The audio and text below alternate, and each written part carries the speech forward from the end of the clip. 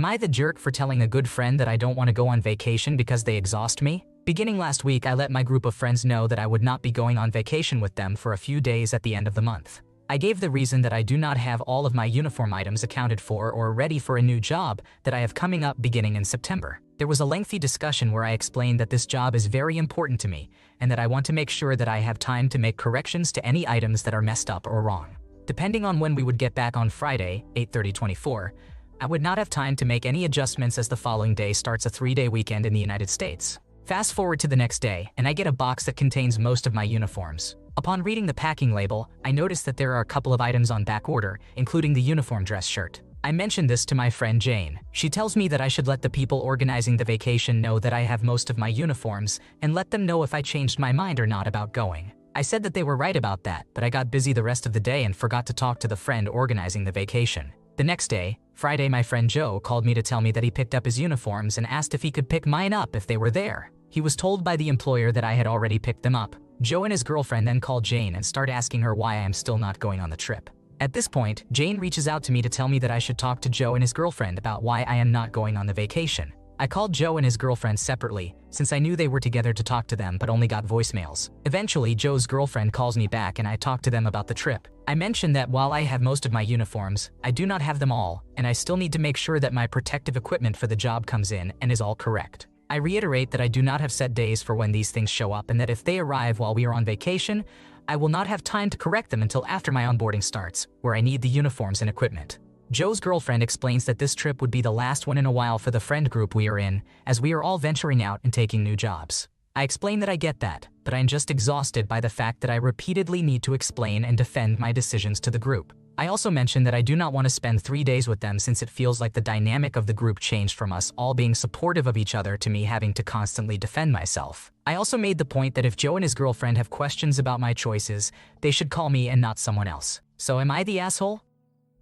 You did nothing improper. Your friends shouldn't need you to provide any reason at all for why you can't or don't want to go. Just saying, sorry, I'm going to sit this one out should be enough. Once an excuse is given, it becomes open season for people to try and change your mind, as you've seen. Real friends wouldn't harp on you for an explanation and should respect your choice. Am I the jerk for making my partner skip a work trip? My husband, who is a pilot and 42 years old, and I, a 43-year-old who works from home, have been married for 12 years and have 2 kids. I have been coughing for 4 months and have seen numerous doctors and undergone various exams, including x-rays, chest CT scans, and a procedure where they put a scope up my nose. The final exam, an endoscopy to check for issues in my esophagus, is scheduled for next month. One of the possibilities, although uncommon, is cancer. I have GERD and been on 80 mg of omeprazole for about 6 weeks, but it has not eliminated the coughing. My husband works full-time with an on-demand schedule, so he is often away. He is currently gone for 2 weeks. He is usually home for fewer than 10 days a month. Additionally, he takes contract trips to make extra money to fund an airplane he purchased for about $150,000. He does between 1 to 4 trips a month for that. I support him having his own hobbies, but I do not love flying. Additionally, the plane he has is cost prohibitive to use for fun. It is more convenient but much more expensive to fly somewhere in it than to drive or fly commercially. The plane he pays for does not really benefit the family. Its benefits are primarily for my husband. I asked my husband if he could take off for the date of my endoscopy, and he said yes. However, a week later, I noticed he had a contract trip planned on the day of my appointment. This trip is an on-the-side job, and the money goes towards the plane he purchased. When I checked in with him, he was upset with me for not checking the schedule when I booked the appointment. This was a cancellation I squeezed into, and the next normal opening is in an additional 3 months. Given that my cough is 4 months old, I am very excited for answers and treatment, whatever it might be. He said the trip is worth $4,000 to him. Each day trip is $1,000, and he frequently books these 1 to 4 times a month, and he is not canceling it. The only appointment available is at 6 a.m., and I would need to leave at 5 a.m. I would need to book a babysitter to come at 5 a.m. to get our kids to school, and find a friend to take me to the appointment at 5 a.m., which would require them to take off work. The money from the trip during my appointment goes directly to his airplane hobby, not the family budget, and does not benefit the family in any way. From my perspective, he should cancel the trip or find a replacement pilot and take me to my appointment. From his perspective, I am overreacting, and it is up to me to figure out my appointment. Am I the asshole for making him cancel? You are not the jerk.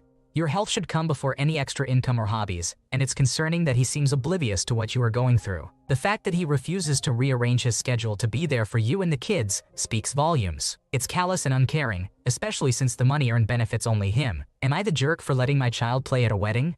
2 weeks ago, my sister, Jenny, who is 29 years old, got married to Jordan, who is 31 years old. Their ceremony was outdoors with around 20 tables, each seating 6 guests. I, a 26-year-old female, was the maid of honor, and my husband, Santi, a 27-year-old female, was a groomsman. A couple of months back, when I received the official wedding invite, my sister had left a note on the back of the invite stating that she had no problem with my daughter, who is 2 years old, attending the wedding. Originally, my husband and I were going to have her stay home with a sitter, but unfortunately, the sitter canceled at the last minute, and we had no choice but to take her with us. On our way to the wedding, we informed the bride, groom, and my mother about the last-minute change. Both the bride and groom liked the text but did not reply. My mother, however, asked what our plans were now that the babysitter had canceled. At the time, we told her that we were not sure. Once at the wedding, before I had to go get ready, I found my younger cousin Danny, who is 15 years old, and asked her if she could watch my daughter for the majority of the ceremony in exchange for money. She agreed, and my daughter was handed off. During the ceremony, I noticed that during the exchanging of the vows, Danny and my daughter were gone.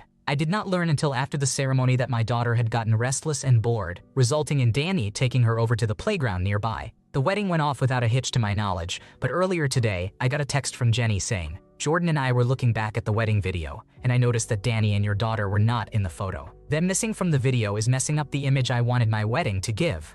Mom told me that Danny took your daughter to the playground, which can be seen in the footage. I am just telling you this to let you know that I will be having the photographer crop Danny and your daughter out of the final photo so that no one notices any inconsistencies with the guests. I am very upset by this, but I do sort of understand where my sister is coming from. She has always dreamed of having the fairy tale wedding, and in her eyes, my daughter's and cousin's disappearance messed with her vision. But I also know that my daughter is 2 years old, and it was better for her to be removed from the setting than stay and potentially start crying. So, am I the antagonist for letting my daughter play on the playground at my sister's wedding?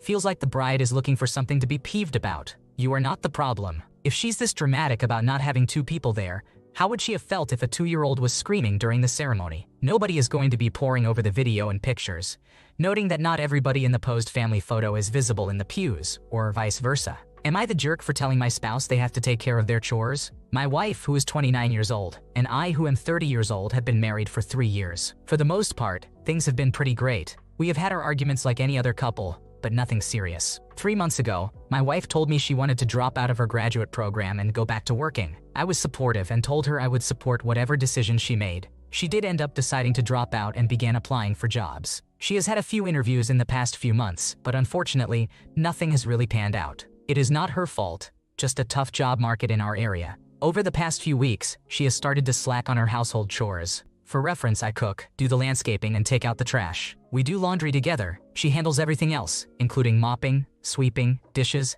and the overall upkeep of the house's cleanliness. We have a dog that sheds like crazy, so sweeping and vacuuming are really important. In mid-July, I noticed that the floors had not been vacuumed for a while, so I took it upon myself to pull out the vacuum and vacuum the house. She noticed and said she was sorry, she has just been busy, and she would get around to deep cleaning the house. I told her it was no big deal.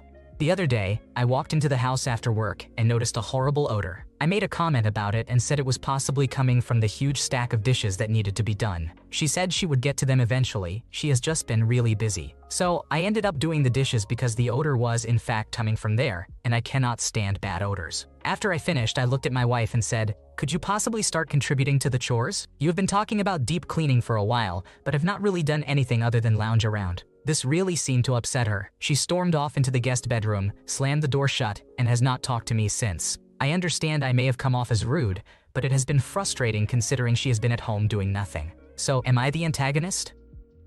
You handled things appropriately, but she sounds like she may be struggling with depression. She dropped out of her program while job prospects were not great, which is suspicious. It might be a good idea to address whatever is bothering her now before it becomes a bigger issue. Mental health struggles can really affect one's ability to keep up with responsibilities. Am I the jerk for telling my coworker that she is horrible and will probably end up alone? I, a 32-year-old male, have worked with Emily, a 25-year-old female, for the past 2 years. If I am being honest, Emily and I have not always had the best relationship because she has a problem with respecting boundaries and consistently comes to me for life advice. For the last year, Emily has been dating John, a 30-year-old male. I have met John once before, and he seems to be a very nice guy. Ever since they have been dating, Emily has consistently raved about John and how she feels this is the best relationship she has ever had. She would always brag about the fact that he would take her on expensive vacations or shopping sprees. Even though they did not live together, he paid for her rent and most of her other bills. She was also always bragging about their sex life and how good it was. A couple of weeks ago, Emily came to me at work almost hysterical.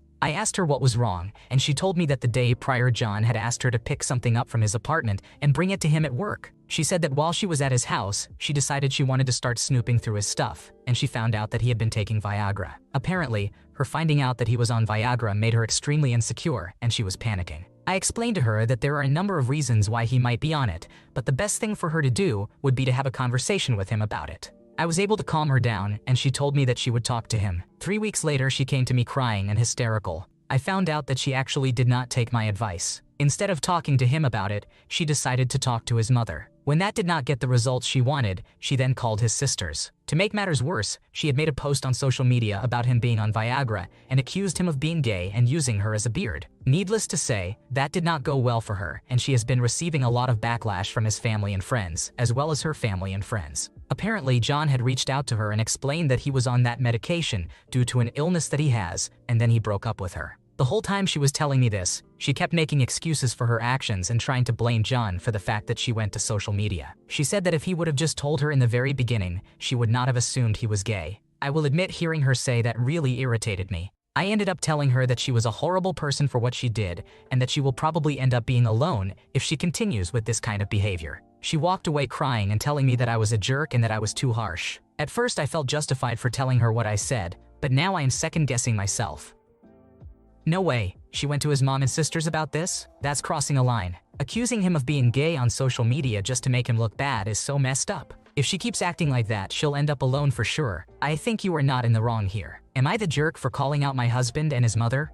My husband, who is 34 years old, and I, who am 32 years old, have been together for 5 years, married for 1. He adopted my daughter from a previous relationship, who is 7 years old, and we have a son together, who is 3 years old. We live directly next door to his mother, who is 52 years old, and stepfather, who is 49 years old. My husband and I both work very demanding jobs, but because I have more normal hours, I am responsible for picking up the kids at the end of the day. At the beginning of the year, my husband and his mother unilaterally decided to pull my kids out of the daycare they were going to because they didn't think it was safe. I still have yet to see any evidence that the daycare was unsafe, but they gave me the flexibility I needed to pick up my kids around 6 p.m. every night. So my mother-in-law found a daycare, and because she is a real estate agent who owns her own brokerage, she took it upon herself to pick up my kids when the daycare closes at 4 p.m. She often asks to keep the kids overnight as well, which I am happy to oblige because they also have a waterfront property, and bring my kids there to go swimming and kayaking often. This past Tuesday, I was struggling to leave work on time and let my mother-in-law know that I was going to be late. Her response was, "I'm just going to keep them overnight. You picking them up this late is going to disturb their bedtime routine." I proceeded to call my husband and tell him how upset I was that my mother-in-law was keeping the kids without even asking me. I use the term hostage because she is extremely overbearing and controlling at times. My husband asked me what my alternative was to the current arrangement, and I suggested that the kids switch to a different daycare and school that are closer to my work so that I can pick them up at the end of the day. My husband then insinuated that I was doing this just to spite his mother, and that I needed to go see a doctor and get medicated. He then proceeded to conference call in his mother without telling me he was going to do that, so that I could tell her exactly how I feel. His mother was sobbing to me on the phone that she didn't mean to upset me or hurt my feelings, and she is easygoing, and if I have a problem with something, I should just tell her directly. By this point, it felt like I was getting ganged up on, so I let them both have it. I told them they were making all the parenting decisions without really involving me, that these were my kids, not her kids, and my husband was a terrible person for not supporting me and backing me up. My mother-in-law and I have not spoken since that interaction, and my husband and I are on very thin ice. I'm not going to insinuate that I didn't do anything wrong, because I know there are things that I could have done better and handled differently in this situation. But am I the bad person for handling this the way I did? ETA. I've had ongoing issues with my mother-in-law and her disrespect of boundaries. I trust her completely with my children, and I am extremely grateful to have her around my kids, but she does not know when she's stepping over the line. She's cut my son's hair without asking. She chastised me for feeding my kids SpaghettiOs. She gives me tons of unsolicited parenting advice. When my son was first born, she would barge into my house unannounced and grab my son. It's not just a one-time scenario. There's an asshole here and it's not you. Your husband and mother-in-law decided on the daycare without you, so you get to decide to take them back or find one elsewhere. Be careful, as maybe your husband and mother-in-law are preparing a case against you. Nothing you've done here makes me think you are the jerk, but I cannot say the same about your husband. Thanks for watching. When you subscribe, make sure to hit the bell to turn on notifications so you never miss a video. To finish listening to all the stories, check out the playlist in the description.